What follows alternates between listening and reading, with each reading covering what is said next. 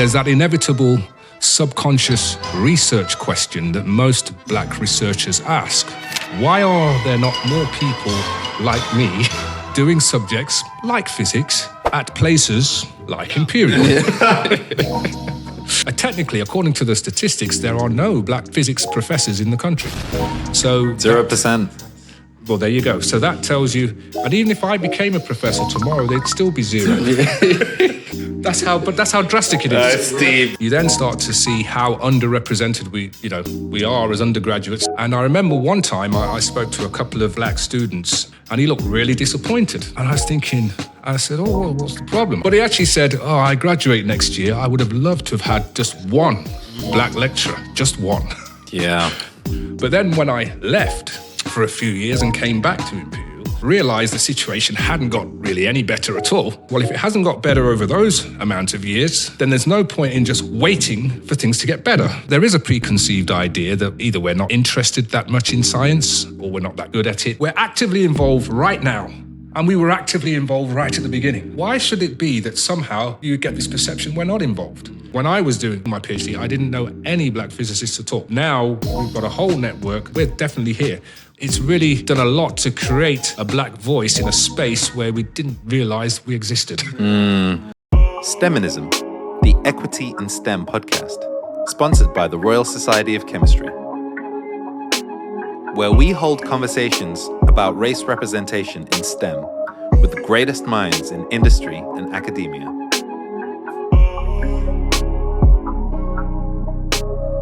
Hello, and welcome to the STEMinism podcast, sponsored by the Royal Society of Chemistry, where we have engaging conversations about race and representation in the realm of science, technology, engineering, and mathematics. Okay, so we are here today at Imperial College London. We are in, I guess, a physics laboratory, fulfilling our desire of being in a laboratory, which is great for the podcast. And we are here with our esteemed guest. We are joined by someone who has a background in both chemistry and physics, having taken his BSc in Manchester and then his PhD at Imperial, where we are today. His background is in physics, and he's here as a lecturer in atmospheric physics. But his journey has taken him through industry, where he held roles in the world of finance and also as an environmental scientist, back to academia, where he works as a lecturer, but also a dabble in entrepreneurship, having started a business called Duvas Technologies, which creates sensor technologies for air pollution. He also founded and steers an organization called the Blackett Laboratory, which is a network for black physicists, students and professionals in the UK to bounce ideas around, share content, and work to creating an inclusive future in the realm of science. He is also an incredible DJ and producer, goes by the name of DJ Chemist, and helped to found a remix company, a record label which produces remixes for producers. So we are joined today by none other than Dr. Mark Richards. Hello, welcome. Welcome to Imperial. Welcome to the physics department. I'm happy to be here, but obviously I work here. But I'm certainly happy for you guys to be here, and hopefully we can share some experiences and really have a positive conversation about, I suppose, all manner of things STEM. Amazing. That's great. As you mentioned, it's great to be here. When we conceptualized the thought of the podcast, having it in a lab was on the list, and we didn't know how we were going to do it, but we're thankful that you've been able to make that happen, and it's great to be here at Imperial College as well. So should we get straight into it? Yeah, why not? Good. So I always find when trying to understand someone's journey, it's great to go in the good old time machine, as it were, go back to the beginning to understand what are the kind of family dynamics you grew up in, the culture and the environment, the sights, the sounds, the smells that shaped you to the man today. Well, okay, I suppose it starts with my parents. They came over from Jamaica as part of, I guess, the Windrush generation in the 60s. I was born several years later in the UK, in the Midlands, in Nottingham. So most of my upbringing and schooling was there in my early childhood, but I was always immersed in very much a Caribbean culture and environment. So I think those things sort of helped to shape me into what I am today, really. So I wouldn't say there's lots I could add to it, but I went to essentially a regular state school, comprehensive school. So I wouldn't say I had any particular special trajectory, but I would say that my mum in particular, she always used to say that education is your passport out of poverty. So I suppose, and I think when I look back, I mean, I was from relatively humble beginnings, like many sort of people from my background probably were at that time. And so it was probably a message to say that if you really want to elevate yourself economically over time, then you should probably empower yourself to some extent educationally and academically. So that's probably, those seeds were planted then, which is probably why it's helped my trajectory to this day. Absolutely. Yeah, I think when education is made so important, it's really highlighted. I don't know, I guess maybe that's how you end up becoming a lecturer down the line, right? Maybe, I don't know. Maybe Self-fulfilling prophecies. I guess Self-fulfilling if the passport is the stamps, you've got loads of stamps in there, definitely all the way up to PhD and lecturer level. So I'm sure mum will be proud. So when I was doing some research, I heard a story about your schooling days. You mentioned you went to school in Nottingham. And I think it was to do with a chemistry exam that you happened to get full marks in. Amazing, first of all. But well, I should clarify, it was the top mark in the class, so Okay. it wasn't quite full marks. But number one. Number one. It was number one. It was number exactly. I take it back. Number one in the class. And I seem to recall that people in the classroom weren't necessarily happy that you got this mark, and even went so far as to request that the teacher remark your exam. And I wanted to understand, I guess, a little bit more about that dynamic. So first of all, like, were you one of many or a few black people and minorities in your class? Okay, so the class really, in the school generally, there was a small number of black families, enough so that you didn't get too much obvious sort of overt racism, if you want to call it that way, but not so much that you felt totally comfortable in the environment. Sure. And so, and also, I'm sure it's maybe still the same now, but they used to have top set, middle set, and bottom set, and that sort of thing. And so, even at that stage, teachers had a preconceived idea of which kids they think should be in the top set and which kids are probably going to be in the bottom set. So you're already sort of slightly battling against that. So if I put that into context, when we did this chemistry test, and as I said, I was probably about 13 or 14, and I got the top mark, and it wasn't something that I was aiming for or anything like that.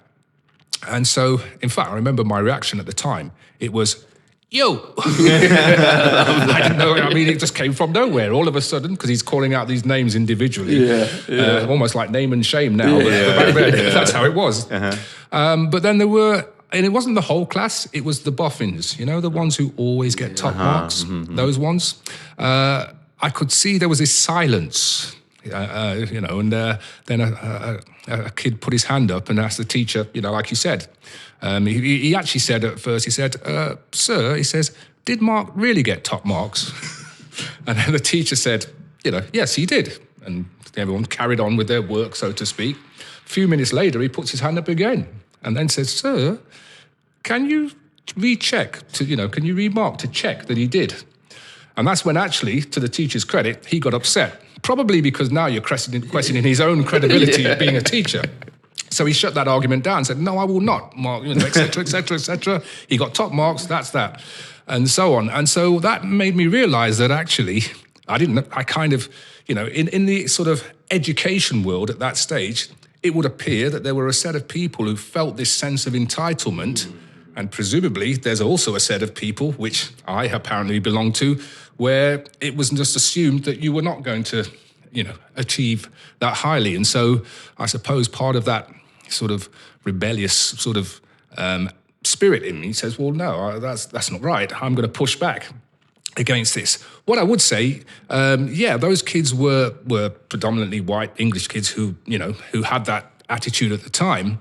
But to the teacher's credit, who was also white, he did actually call me back at the end of the class and actually said, if you actually kind of put your mind to this, you could be quite good at this. Amazing. Yeah, okay. So therefore, it was those words of me. It was probably the first time really that a teacher had said, sort of taken me a bit more seriously on an academic. And I've always been one of those sort of jokey types, so to speak. So I can imagine from a teacher's point of view, you see this jovial person making the class laugh, but not necessarily taking them seriously in terms of study.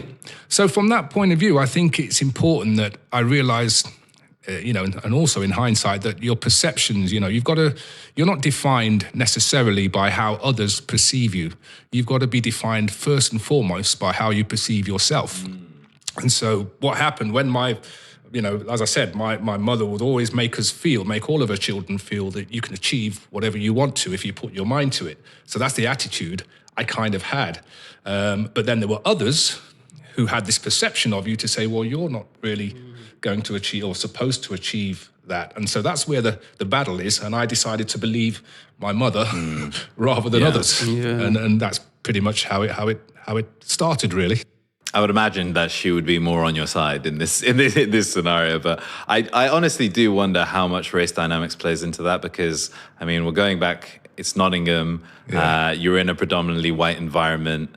I don't think it's conscious or as conscious when you're a student, but like in reflection, do you think that there were some race dynamics associated with this whole experience? Well, I suppose. Yes, in the sense that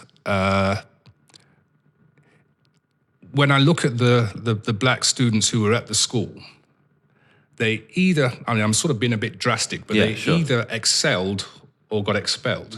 Wow. So there was you weren't allowed to be just ordinary or just a normal. You had to almost be these two extremes. You either had to really push and fight and prove that you are, almost better than everyone else just to be able to be sort of accepted, or you probably subconsciously or otherwise gave up on that system and ended up getting expelled. So I think it did play a role to that extent. But at the same time, you've also got to be mindful.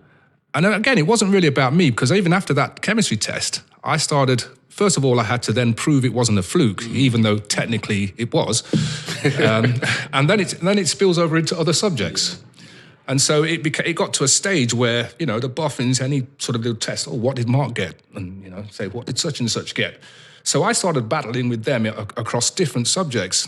And I wasn't really necessarily doing it for myself. I was just sort of doing it in my mind, for others. Yeah. I'm saying, well, if you think that about me, you obviously think that about others. So I'm going to almost go beyond and prove, to reverse the stereotype, if you get what I mean.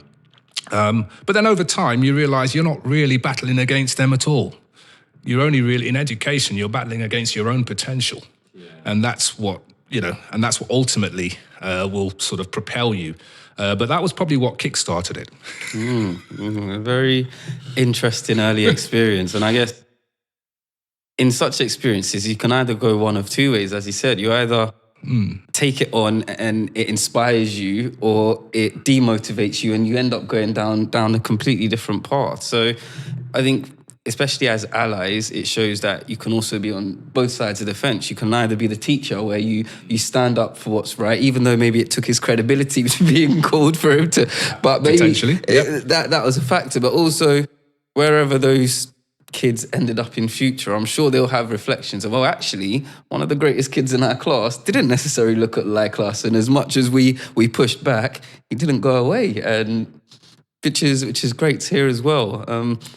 Maybe changing tact a bit. As mentioned in your introduction, today you're an educator, an entertainer, an innovator, company founder, builder of networks. I think you should stop there. I'm almost not recognizing myself.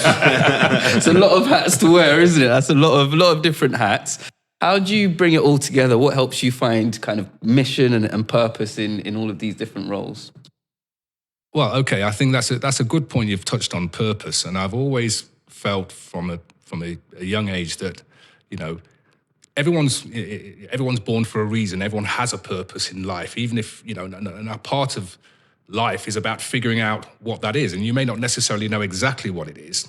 But to me, I've always tried to understand, have an idea of what I feel my purpose is. And I don't really know what it is to this day, but I do know that when I do things, it either feels like it aligns with what I'm supposed to do or it doesn't. So that's why when I maybe look at my career trajectory, there's a collection of different things that I've done, but in my mind, they all seem to make sense because they were either enhancing or adding a new skill, or it was almost like, I suppose using an analogy, think of it as, you know, your life is a toolbox. And so over time, you collect different tools. And sometimes you don't necessarily, when you buy a hammer, you don't think exactly, when am I exactly going to use that hammer? You just know it's handy to have a hammer. That's right. And so that's what I sort of went through a lot of my early part of the career, collecting these skills and experiences, thinking, well, it's all going to be useful in some way or another. And then I suppose, just like if you had, you know, a shed or a garage full of tools, at some point you might turn around and say, I should really make something by now. Or at least someone would ask you, you've got all these tools, what have you made? It's inevitable that's going to happen. So eventually, I think by acquiring these skill sets, which I'm calling tools, but they're just different skill sets in different areas, opportunities will arise.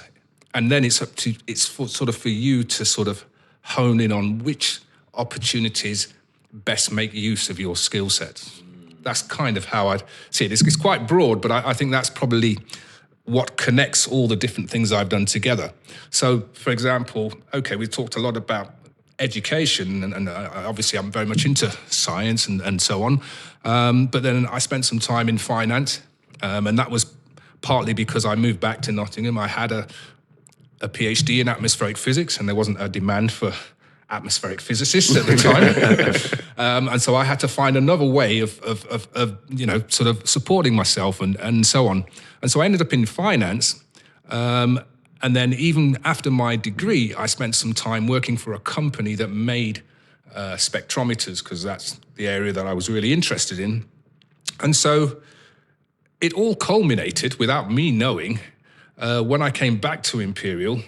They wanted someone specifically to work on a technology transfer program that involved using spectroscopy, creating a spin-out technology business, which obviously involves finance, and of course having knowledge and skills of, you know, the scientific skills. So in other words, I could never have foresaw that that's what all those experiences were going to culminate in. But in hindsight, all of those experiences all helped to contribute. I love the toolbox analogy. Yeah, me too. One thing I was just going to add is, as well, it's great to have the tools before you need them. Yeah. There's no point having going for a job or trying to build a shed and then realizing, oh, actually, I need to go down to quick screw fix to get a hammer. If you've already got those tools available when the job comes around, you've probably got a bit of experience using those tools as well. So I love that analogy. It made me think of the like jack of all trades, master of none versus technical excellence, technical consultant, for example, where you're an expert in a subject. And we've talked about it in the past in the podcast. I think you hit home there. Being broad allows you, affords you, I guess, many different types of opportunity, rather than arguably pigeonholing yourself in an area where maybe at that time there isn't that kind of role available. So really, really interesting. And I think actually you're one of the broadest and most interdisciplinary academics, lecturers that we've met. So what actually got you into wanting to be a lecturer and to teach? Well, okay, I suppose, again, I wouldn't necessarily say that being a lecturer was like an early ambition of mine. So after my degree, I went into industry for about 2 or 3 years. Without going into all the details, I sort of realized that the career progression ladder just wasn't quite moving how I thought it would. And being young, relatively young at the time, I got frustrated and sort of said, well, if I was at uni for 3 years, I would have had a PhD. Then at least these guys would have to call me doctor, that sort of thing. So, and I'm being very pragmatic. I literally phoned up a friend of mine, he had already started his PhD, and I sort of asked him, so who's the head of department of chemistry and all that sort of thing. And so I suppose, sort of looking back now. Sorry, I completely forgot the Just question. how you ended up becoming a lecturer. Oh, right, yes. What inspired your passion to become a lecturer? Yeah. Well, the thing what inspired that is when I was doing my PhD, there's that inevitable subconscious research question that most black researchers ask.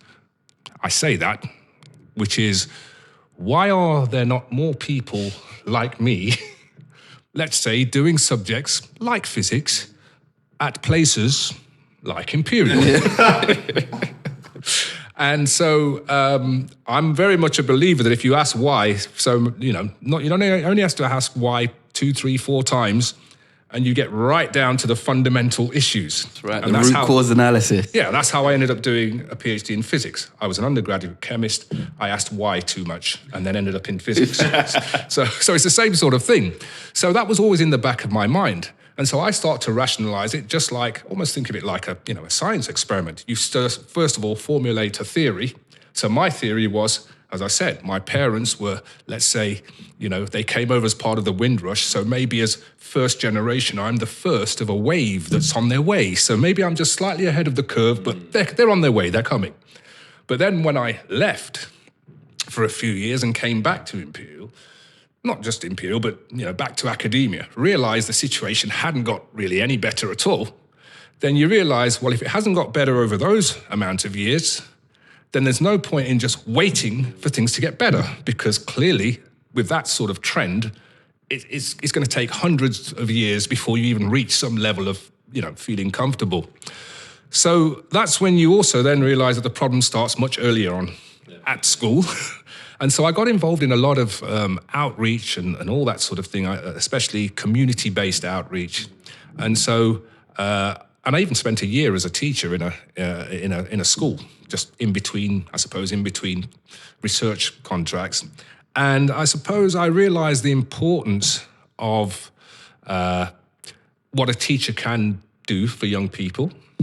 And I also realized, to me anyway, one of the most important aspects of a teacher is not necessarily of how much knowledge you impart or how much content you impart, but it's how you can inspire the others to then sort of learn for themselves or go in that direction themselves. So they very much play a key role in inspiring others. So being in the sort of research environment, I know I'm sort of darting around, but when I was then in the research environment, especially when the company got spun out, and so what happens is you're initially a postdoctoral researcher working on a project like lots of other researchers. Then you form this spin-out company with business people and another founding academic, and then you find that even though we were still based on campus at the time, you find that you're then working for a very small company, and they have very different priorities. And I remember one time I was doing a couple of school visits, but at the time I was the managing director of the company. And so the investors, they'd say, where's Mark? They say, oh, he's gone to visit a school. And they say, well, what's he doing visiting a school? He's a director. And then I had to sort of think, well, okay, I could either make the choice and say, right, I'll drop all of that stuff. I'm now a serious director and I'll go down that route. Or I can sort of say, well, no, this is part of what I do. And this is part of me. And I'm a big fan of essentially trying to, be your authentic self in whatever space you're in.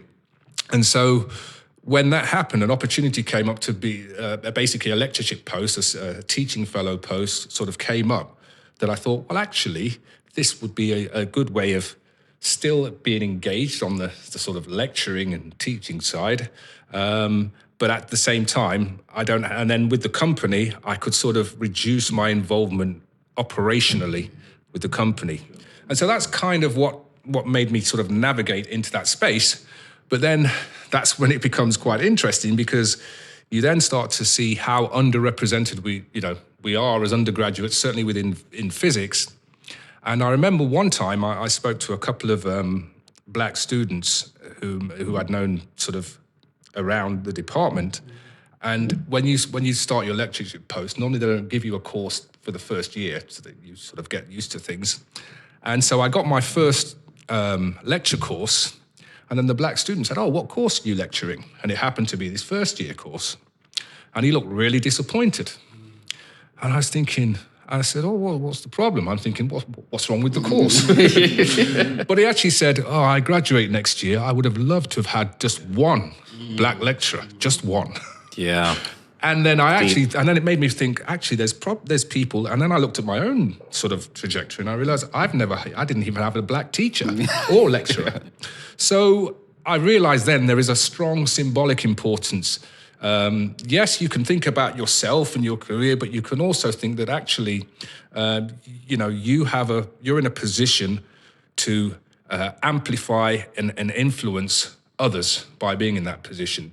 So that's part of the motivation for why I sort of remained in that space, but not necessarily confined to that space. You just said so many amazing things in that. Like, I don't even know where to start trying to tie that up. There was interesting things that you said about teaching your students, more than just the science. It's about inspiring them. And obviously all of this different stuff about not being confined, not being put in a box. Just because you're a director, that doesn't mean you can't also be a lecturer or explore different avenues. And of course, really the thing that we're here to talk about, this issue of race and representation, and we will definitely get into it more as we progress. But Clive, I don't know if you want to take the next one. Yeah, so many gems there, I think, especially around the curiosity and being your authentic self. I think that's a challenge that everyone goes on as they develop through their kind of career journey, and it's having to make difficult decisions as to where I think Robert described it as his red lines. These are his red lines. He won't go beyond them, and that defines him. And it's great to hear how you've experienced that as well. Are there any other important lessons you can share, maybe specifically for early career professionals, that you learned from your experience in industry and then also coming back to academia as well? I suppose there's lots of different things that we can draw upon. Incidentally, when I mentioned being your authentic self, although it sounds like a nice soundbite, I believe it's really important to be that, because often you go into environments and you try to emulate the prevailing culture. And when you do that, if you emulate something, you'll never be as good as the original because you're emulating it, right?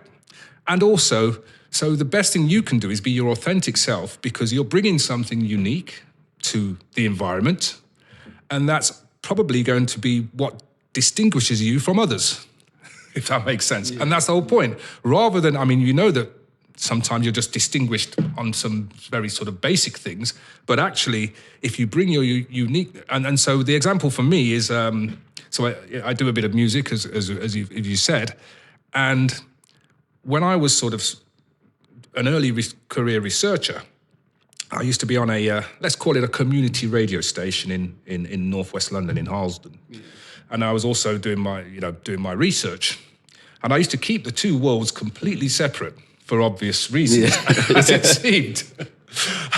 And at some point, it gets to a stage where you're thinking, well, I'm not these two different people. Yeah. It's all part of me.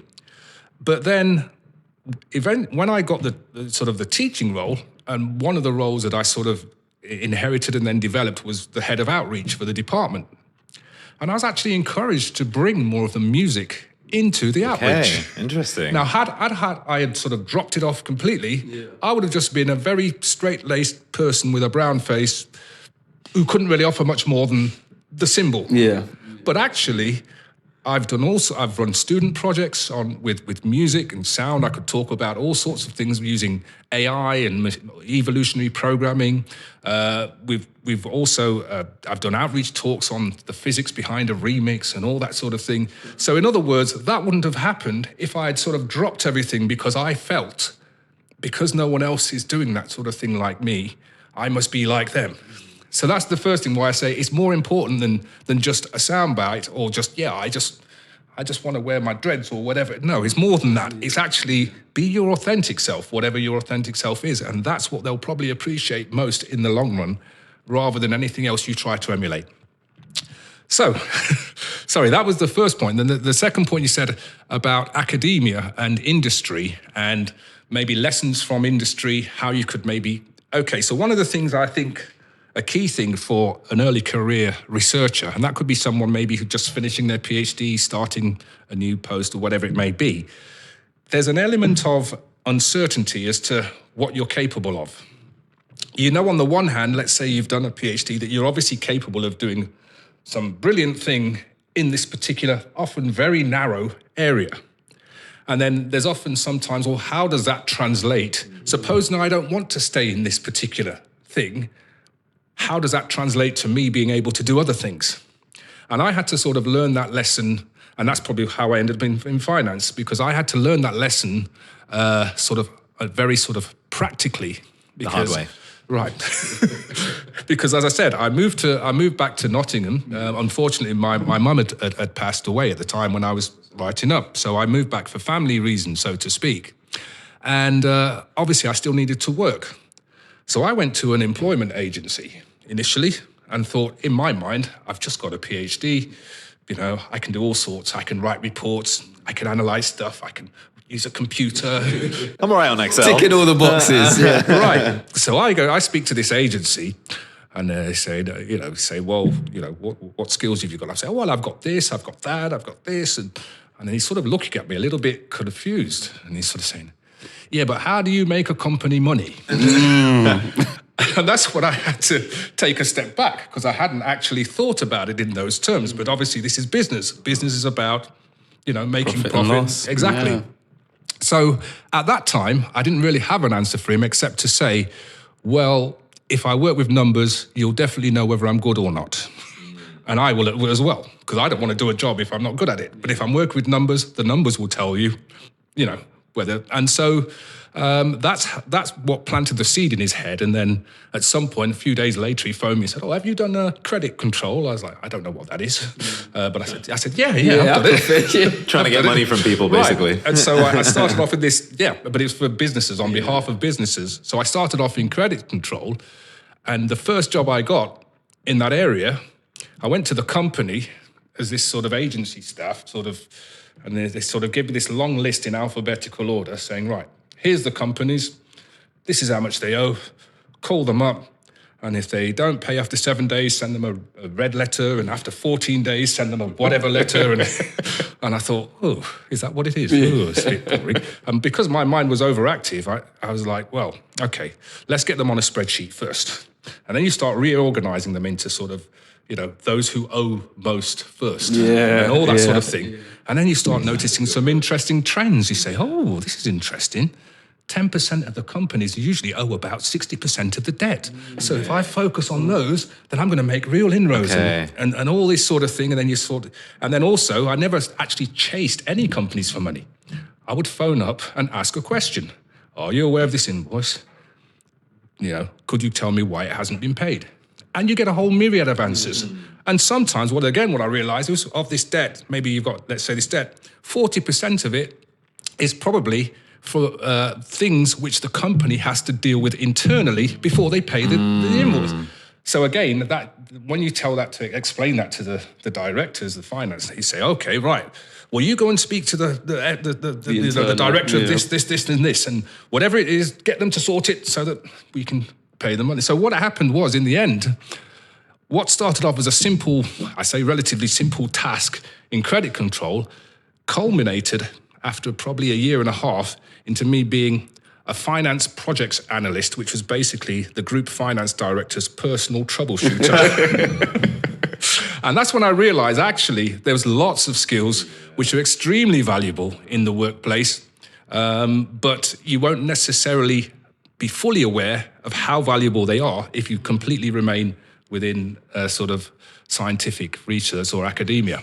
Interesting. Yeah, You almost took scientific principles and applied them to. I mean, it's math, so it's still relevant. But well, absolutely. It's a really, really interesting approach, and I think being able to notice trends, that definitely comes from. Well, even you say, okay, you might say that was maths, but actually there was a part where I had this conveyor belt system where so we knew that you very easily quickly work out that companies work in cycles, either monthly cycles, quarterly cycles, or yearly cycles. Right? So I'd categorize the debts into like uncollectible during that month. That's what it means, just uncollectible. And then you've got potentially collectible. And then you've got firm promises where they've said, you're definitely going to get this money on this date. Because then you know if it doesn't come from that, you really can chase them. And so all it was like running it like a conveyor belt. Turn the uncollectibles into potentially collectibles, turn the potentially collectibles into, and so it became like a machine. And I'll finish on this one point, which was that there was a company I was working for. Their turnover had grown, I think, by 6 million a year, but their debt had reduced. In other words, the amount that companies owed them had reduced. So it's almost working in the opposite direction.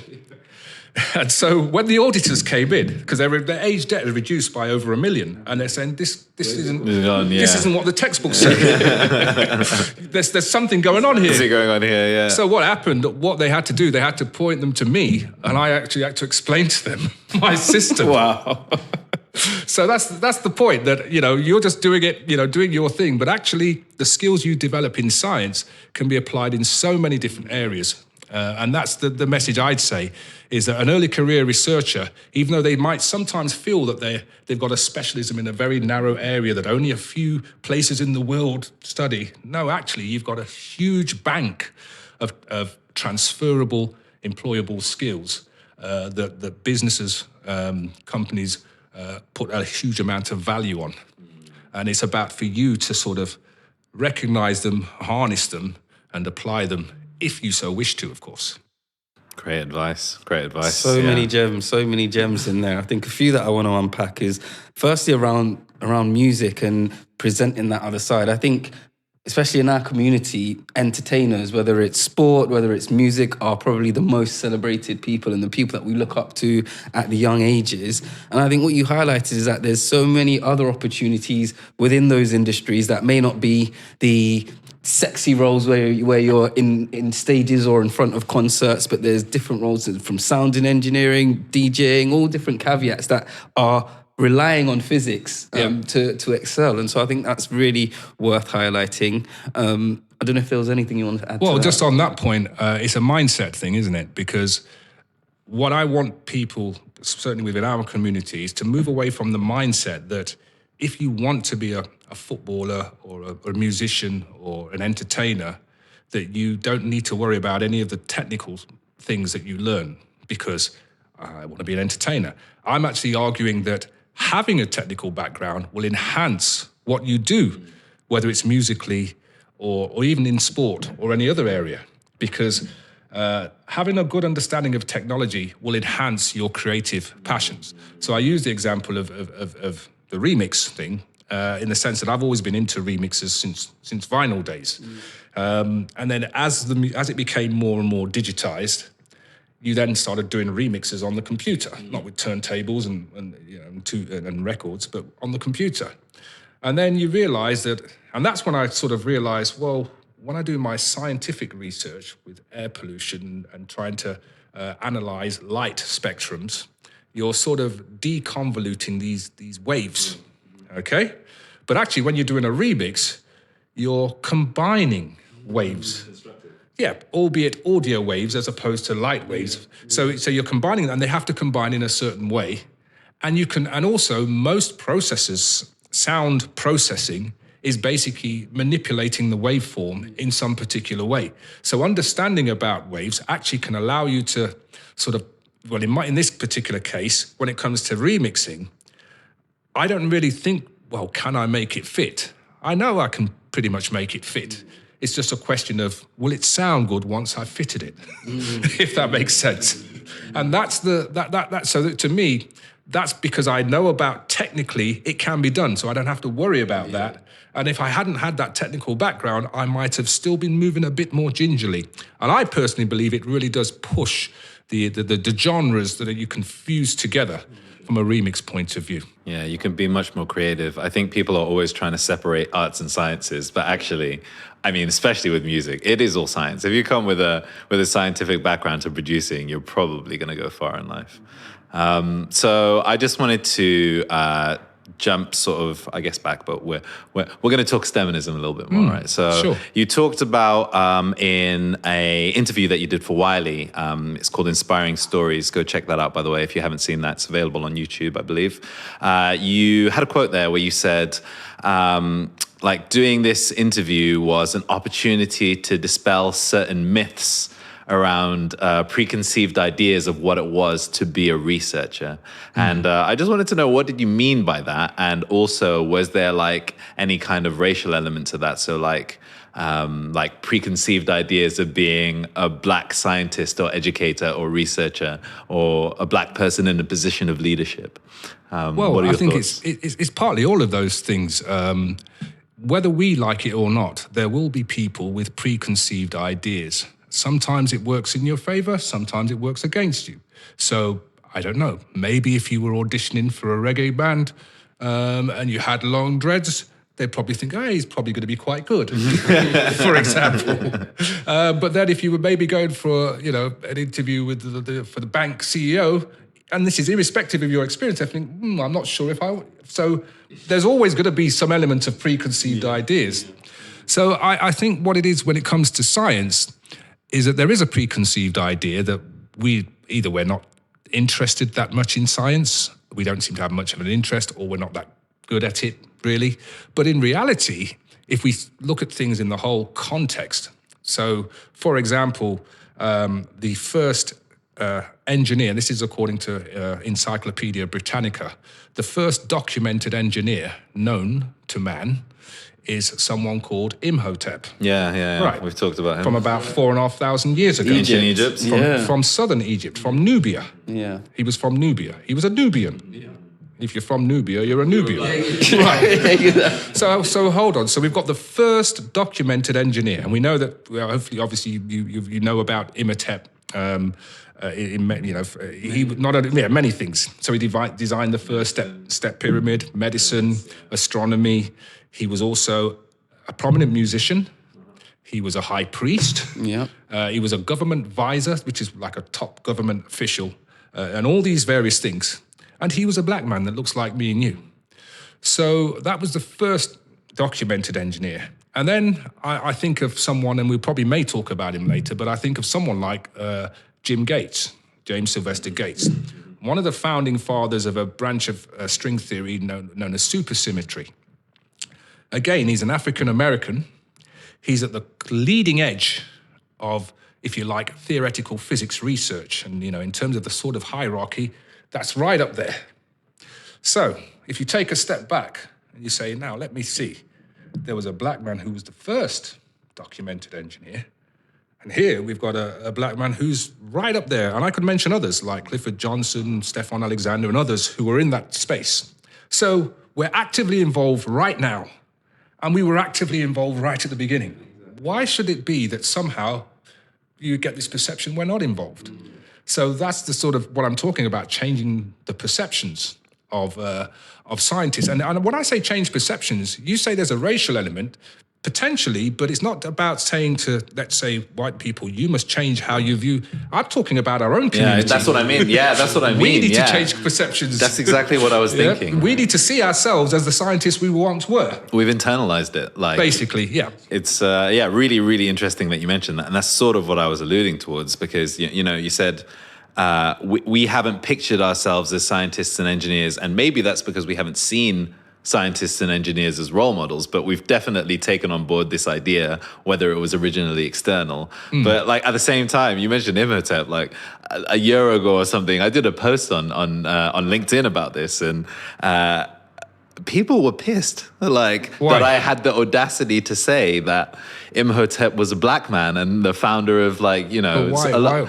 exactly. It's in the literature. And it's in their literature, you know. And I wonder if people aren't ready to accept that black people could be contributors to, let's say, ideas that maybe our society think originated in Western post-Renaissance culture, you know? Yeah, I mean, okay, so to me, my message is more to the community than outside the community in many ways.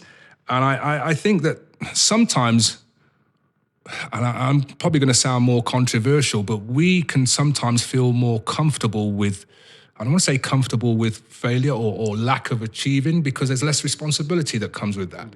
And it's easy to say, well, if I don't achieve this, I can blame everything else outside as to the reason why.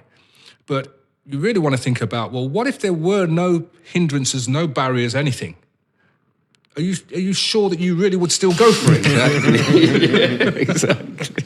Because that's how I see it. So I think we've got to shift our mindset, because it still takes hard work regardless. There's no shortcut to these things.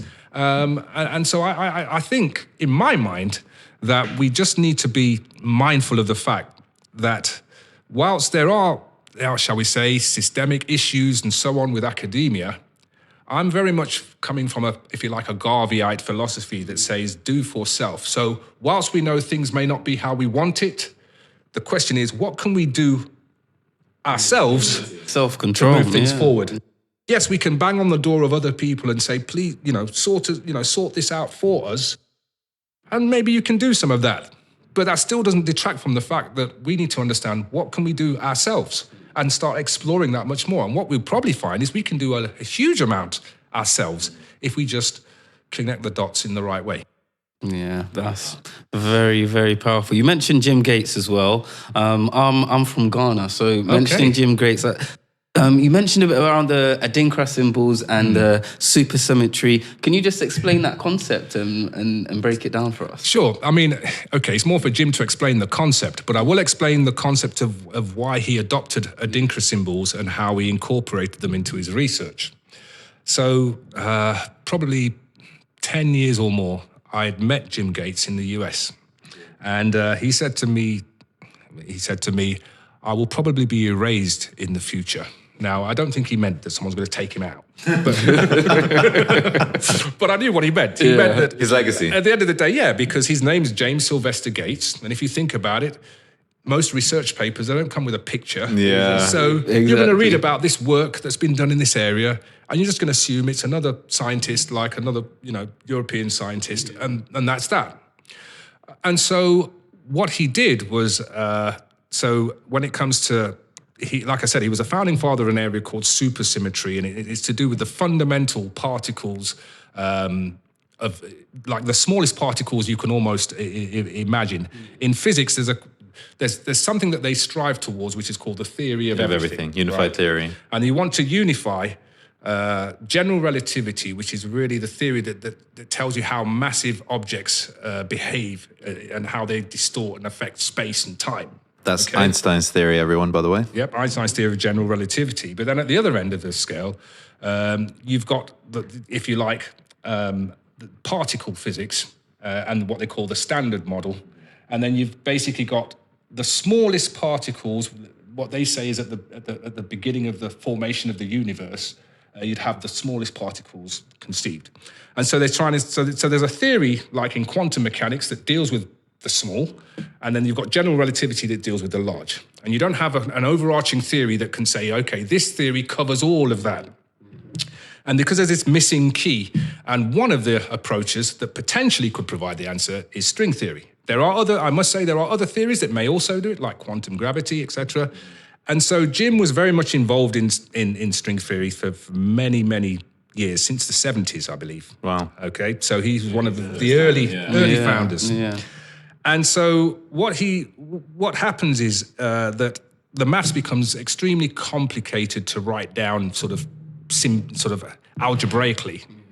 And so you start to use symbols, and because you're dealing with particles and forces and now symmetries, you can use symbols to represent these things. But so what Jim basically did was purposefully use Adinkra symbols.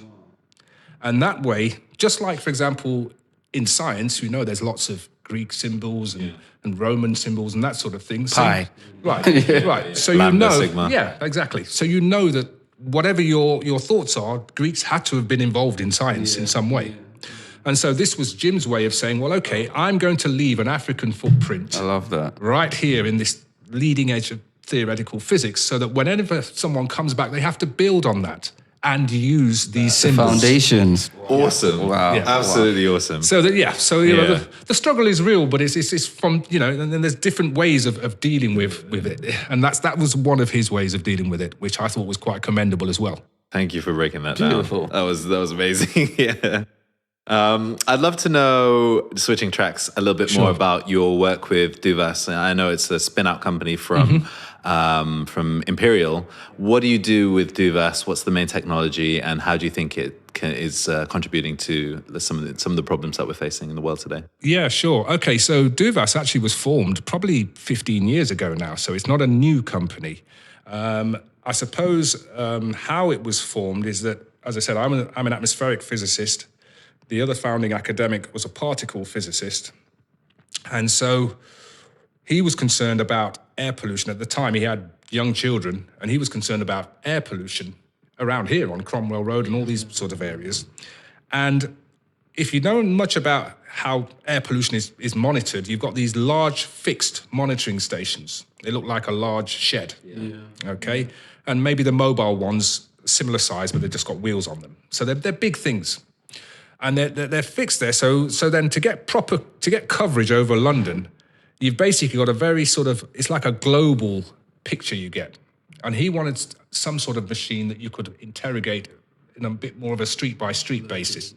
So that was the thinking behind it. Now, the problem why you can't just simply do that is because the levels of pollution are fairly low. They're still trace levels. Even though we're talking dangerous pollutants, you're talking parts per billion, which is very low. Tiny. Right. So that means you're going to get a very weak signal. So in atmospheric physics, you can monitor trace chemicals in the atmosphere, but they have a technique in remote sensing where you use the sun as the light source. And so that gives you a long optical path of, you know, tens and tens of kilometers through the atmosphere. So that's what gives you this signal. Now, if we were to create a machine that could monitor ambient trace chemicals in the air, then the most you could get is probably a few meters in terms of its optical path, even if it's either an open path system across the road or a closed path system where it's sort of retro-reflecting between mirrors and so on. But you get an optical path of about 10 meters or so. So imagine you're going from tens of kilometers to maybe 10 meters in optical path. So that will reduce your signal strength significantly, let's say by a factor of 1,000. Now, in particle physics, what they do, a lot of their sort of, have you heard of like the Large Hadron Collider and that sort of thing? Yeah. So they collide millions, trillions of particles, and often they might only be looking for evidence of a few hundred particles. So in other words, they're looking for a very weak signal in a very noisy background. So what they developed was some very robust noise reduction and noise filtering techniques that could reduce the noise right down so you can see those few hundred particles.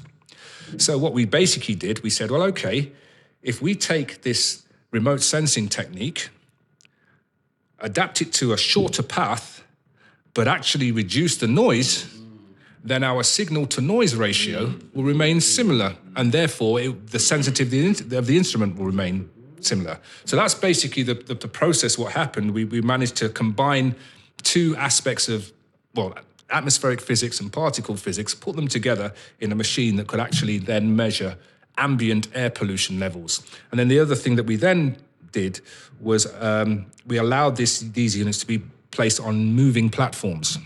So that means you can then instrument a fleet of vehicles, buses, taxis, etc., and they create this wireless ad hoc network of sensors Does that make sense? Science is just consistently blowing my mind. Like, And again, using different tools, different parts of the toolbox and combining them together. Absolutely. Which is... And the funny thing is, so when I was working on that project all those years ago, I was mainly on the instrumentation side, trying to get these units, the optics and so on, to sort of work well enough and that sort of thing. And then at some point, especially once the company was formed, we realized that the investors, let's just say, when you form and this is another maybe tip for anybody who forms an early sort of startup company, you've got business development and you've got product development. And the two have to be quite well aligned. And what we found was that the investors had a very aggressive business development plan, which couldn't quite match how the product development works. Sure. But that aside, so what happened when I started to reduce my involvement in the company, because I sort of saw that they were quite happy to produce these models, basically produce the models for X and sell them for X plus Y, and therefore, the old-fashioned business model. But in reality, I saw it as, well, what you really want to do is somehow instrument a city or something like that, which obviously includes numbers of units, but it's also about the infrastructure behind it. So I started shifting my research slightly away from the instrumentation, because we'd already proved that they work. And it was a question of, well, what happens if we have many of them and they actually are moving around collecting data? How can we be most efficient in creating a network that will produce the same pollution episodes and give us what we need to observe, what we want to observe, but using as fewer moving sensors as possible.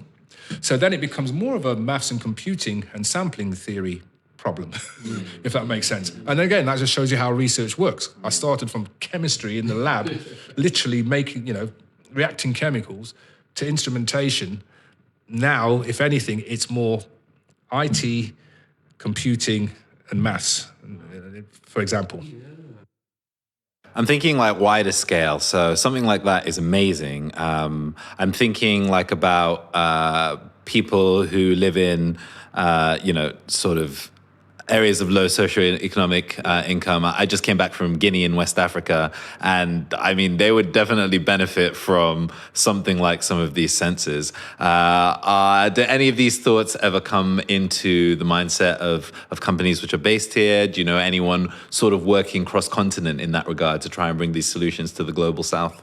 Okay, so not directly, but I think part of that issue is because at the moment, the sensors, they're not so sort of low value that they can be deployed in sort of to scale.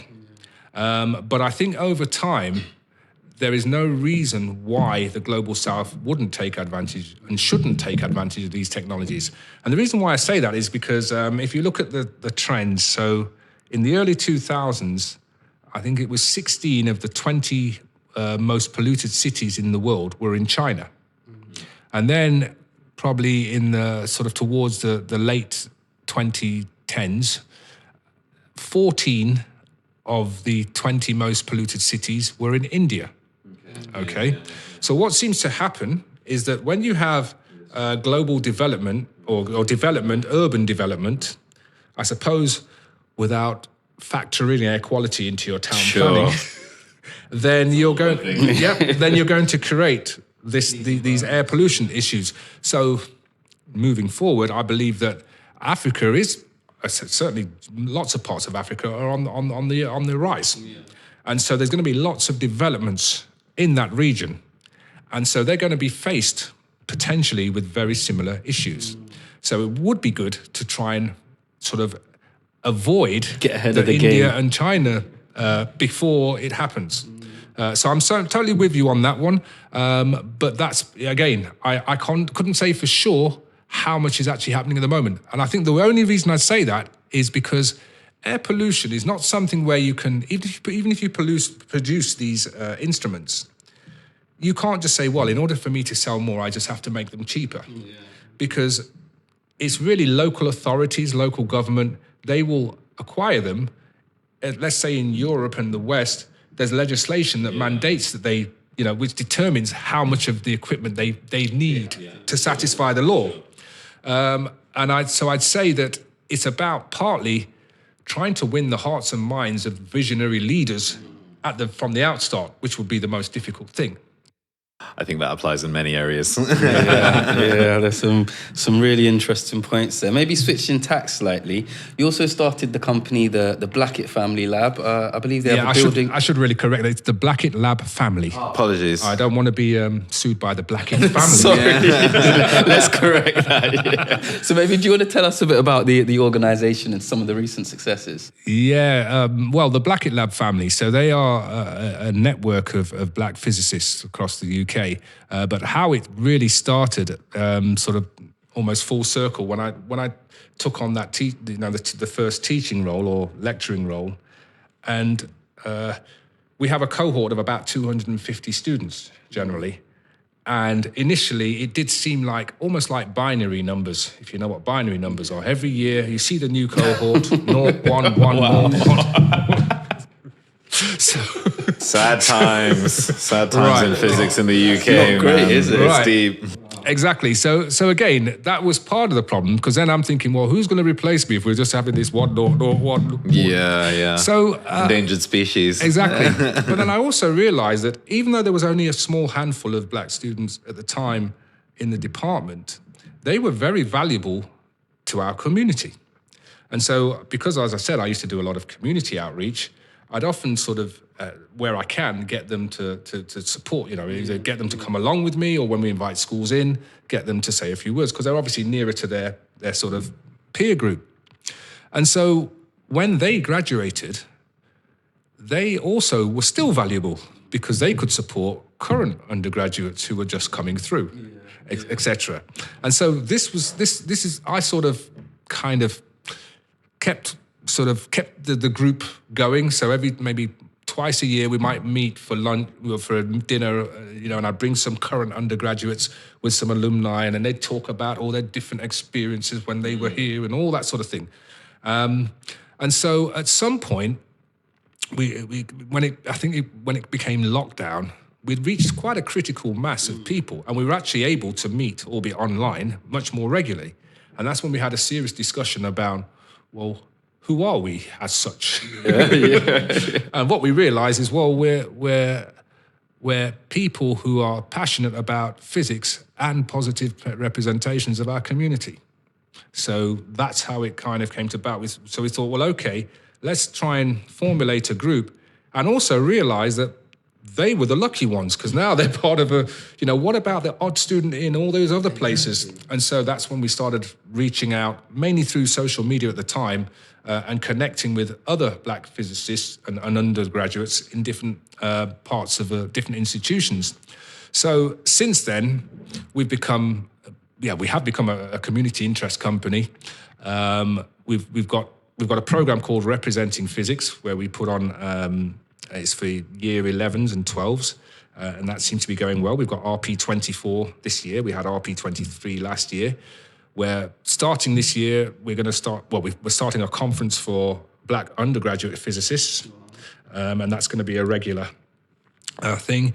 And then we've just been agreed, I would say received, but we haven't got it yet, but agreed some funds to support a delegation of students from the UK going to the National Society of Black Physicists conference in the US. Wow! So we're starting to connect the dots globally. Yeah. Okay. And if we go back to that question of why are there not more people like me? When I was doing my PhD, I didn't know any black physicists at all, none at all.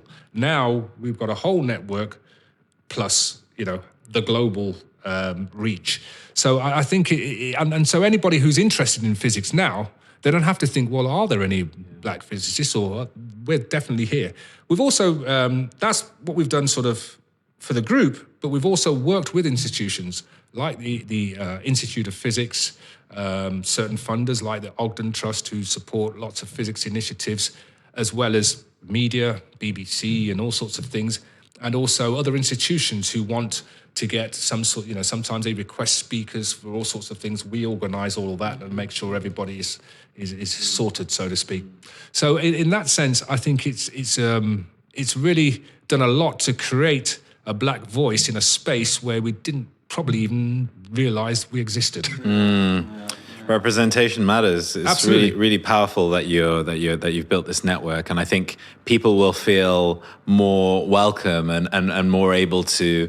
I don't know. I think it will help with retention long term. That's the plan. Yeah. I mean, the idea is that over time that representation in physics will increase at various stages of the pipeline as well. It's not just about take up at A level. Technically, according to the statistics, there are no black physics professors in the country. So 0%. Well, there you go. So that tells you. And even if I became a professor tomorrow, they'd still be zero. That's how drastic it is. Steve. It's got to be at least 5. Exactly. So the statistics aren't on our side either. Yeah. So I think there's still a way to go in that sense, but we've put things together. And we've shown what you can do ourselves, as well as, it's not to say that you have to ignore support from other institutions, but we're quite keen to show that you can sort of achieve a lot if we just sort of, like what we sort of say, connect, inspire, connect, represent, and inspire. Mm-hmm. Okay, so you talked about, great that the message is to empower the community, but you did also talk about external help. And I know that you sit on the Royal Society's Diversity and Inclusion Board. So they've recently agreed to give some funding to black students for placements. Well, what's the situation there? Okay, so it's a career development fellowship. So these are fellowships. We talked about early career researchers. So researchers in this context are who are within 2 years of passing or finishing who have finished their PhD within the last 2 years. Okay? And so the career development fellowship, this came about from looking at data and looking at representation. And so I don't know how much so for example, if you have a PhD, and I don't want to put you on the spot, but do you know the process to become, let's say, a lecturer? Not really. Other than you have to put in some hours as a postdoc, possibly. I think we saw that there's a certain time. I think we saw more around the average time it takes to go from PhD to lecturer to professor. Can span between 6 to 12 years potentially. Well, and that's a big difference, isn't it? 6 to 12 years, and it may even be longer than that. Yeah. So that just tells you by definition. Think about it now. If we're talking about our community, if somehow you've managed to navigate your way all the way to, let's say, a PhD, then you've already taken a lot of risks because you don't know what's beyond that horizon. And you often don't have the luxury to sort of say, I'll just figure it out as I bundle along. It doesn't work like that. So one of the key things is a fellowship, a postdoctoral fellowship, or I should say a research fellowship. Yeah. So what a research fellowship, which is different to a sort of standard postdoc, as I say, is because this fellowship comes with funding. And it's there to help set up you as an independent researcher, okay? So by the end of the fellowship, you're usually offered a lectureship at the institution. Okay. And even if you leave the institution before the fellowship is over, you take that funding with you to your new... So it's more about funding you as the individual. It's like an accelerator program in a way. Kind of. But what you find is, you see, lots of lecturers would have done a fellowship at some point. But when they look at the data...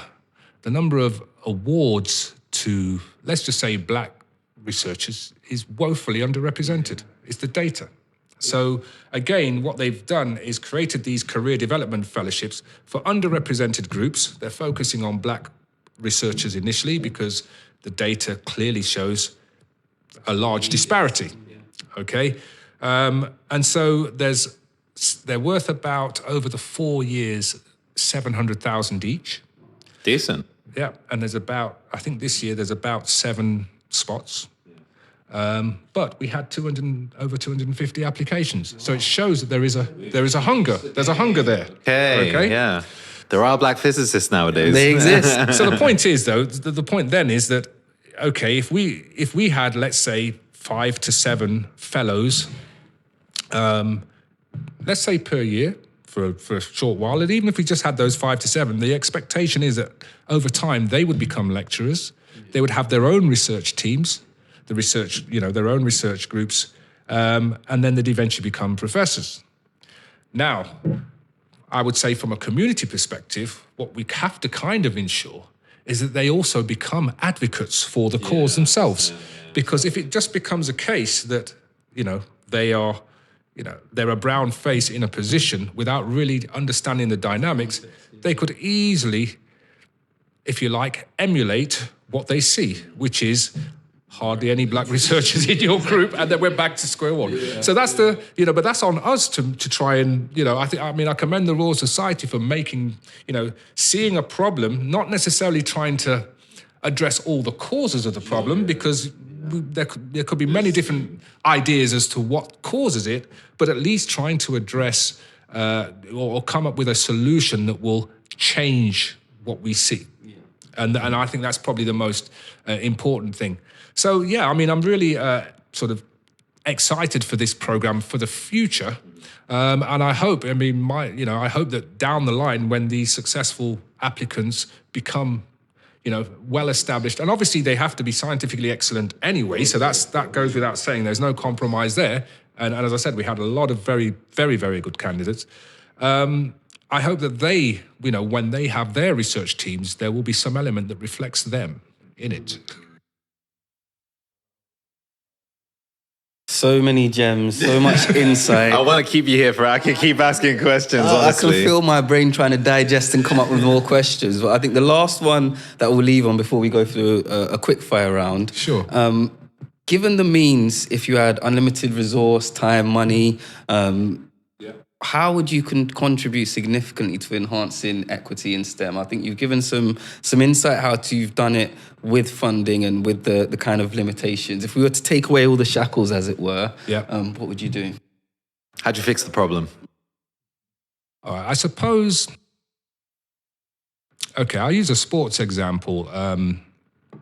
So in America, when they used to have the color bar and all that sort of thing, then you had things like the Negro Baseball League and all those sorts of things. So they had their own leagues. Yeah.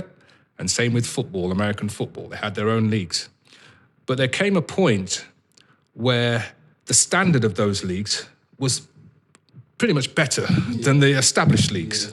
And so in the end, they said, well... Let's bring them in. Let's bring them in. So if I had unlimited resources, and because of my belief in what I believe we can do as a people, if I had unlimited resources, I would set up certain research teams and work on certain problems, solve certain problems with our people that are pertinent to our community, and find real technical solutions to them. Publish papers, produce patents, and do all the things that everyone else does. But then we own it. And that's powerful.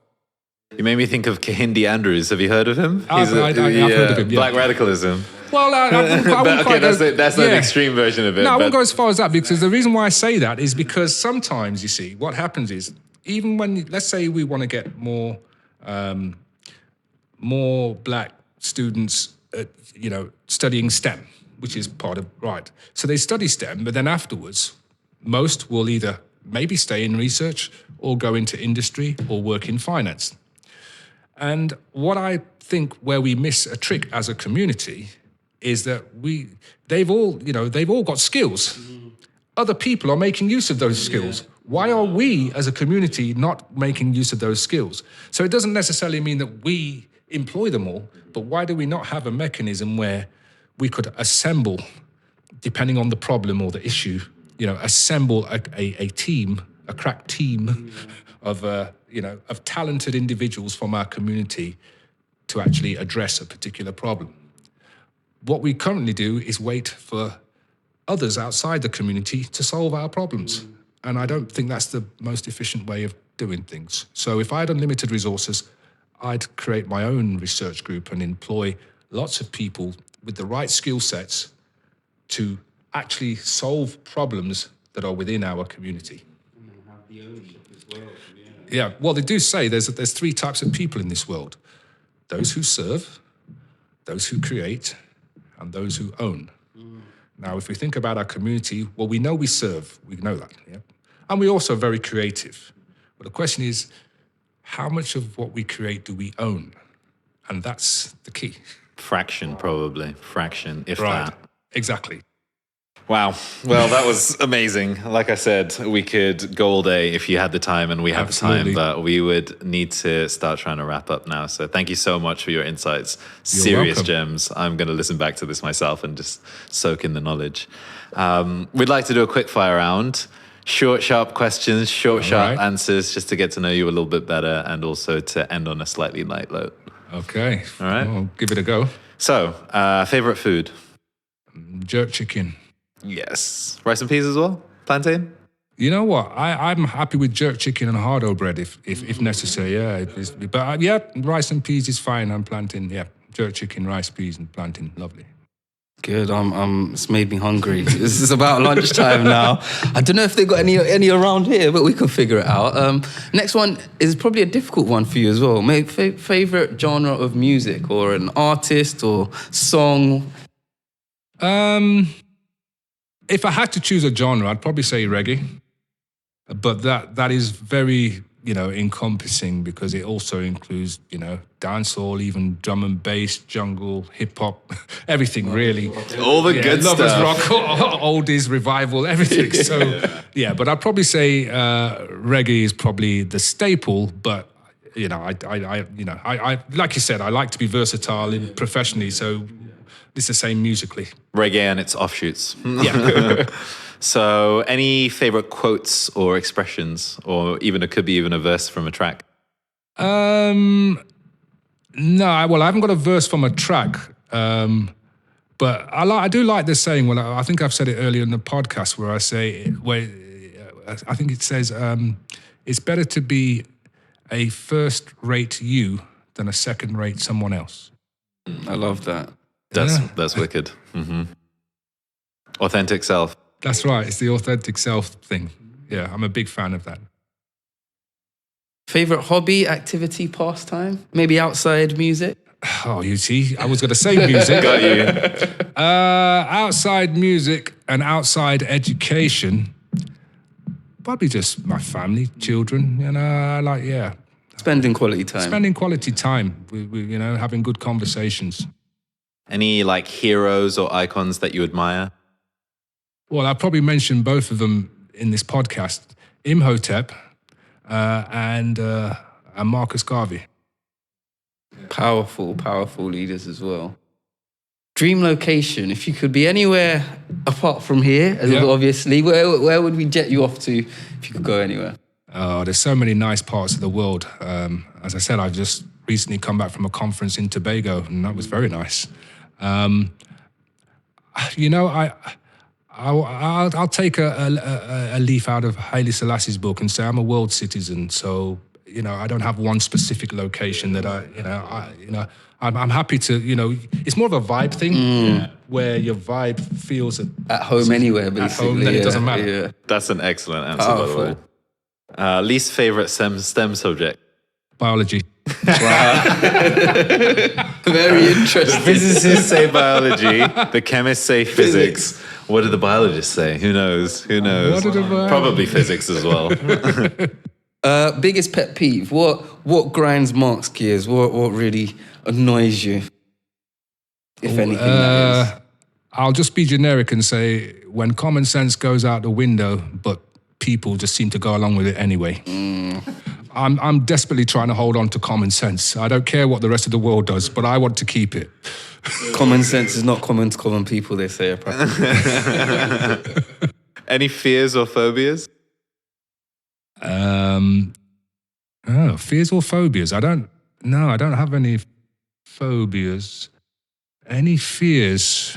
No, I don't want to sound too fearless, but I don't. Apparently, I'll tell you why I probably don't have any fears, because apparently there's only 2 types of natural fears. I know it's in a quick fire round. No, that's all right. Go for it. Go for There's it. only 2 types of natural fears, apparently. Yeah. One is falling, that you will naturally fear, and the other is loud, unexpected noises. That's evolutionary right there, isn't it? Yeah. Falling Everything out else trees. everything else is constructed in the mind. Yeah. So your fear of clowns, Ali, it's all up here. So finally, last one. What animal would you say best represents you?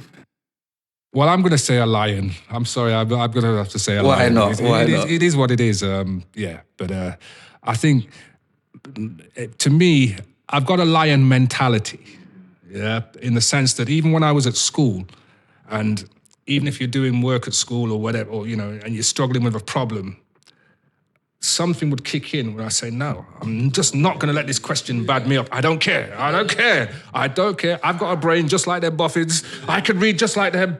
I'm going to make it happen, if you get what I mean. Yeah. And most of the time, it seems to work. So it's that kind of mentality that, which is, I presume, some kind of lion type thing. I love that. Amazing. What an incredible episode. It's been fantastic. I think my brain is still trying to process everything we've gone through. One of the things that we love to do at the STEMinism, Equity and STEM podcast is give people their flowers whilst they're still here. And so we've got a bit of a gift from you, from our sponsors at the Motherland Market. Oh, thank you very much. And literally, we've got some flowers as well, so you can have a look. Excellent. Got to pay you your flowers. Right, and Thank so you we very hope much. your Thank you career very much. continues to thrive and grow in STEM. And thank you for the time. And likewise, I think you guys are doing a great job, and I hope your podcast grows from strength to strength. And you're certainly doing the right things, tapping into that untapped source of Black excellence in STEM, which we know is there, but you're doing a great job in helping to harness it. So well done to you guys both as well. Thank you so Thank you much. very Much much. appreciated. Do you want to wrap us up, Ali? Yeah, happily, man. So to all of our listeners, hope you found this incredibly insightful. I know I have, and Clive has as well. Thank you, Mark, so much for your time. You're going to have to listen to this one a couple of times to soak in all those gems. Get at us if you need help untangling any of the concepts like spectroscopy or general relativity. We'll help you out where we can. But until next time, I've been Ali Saad. Been Clive Soa. And this is the STEMinism podcast, and we out. Peace and many blessings.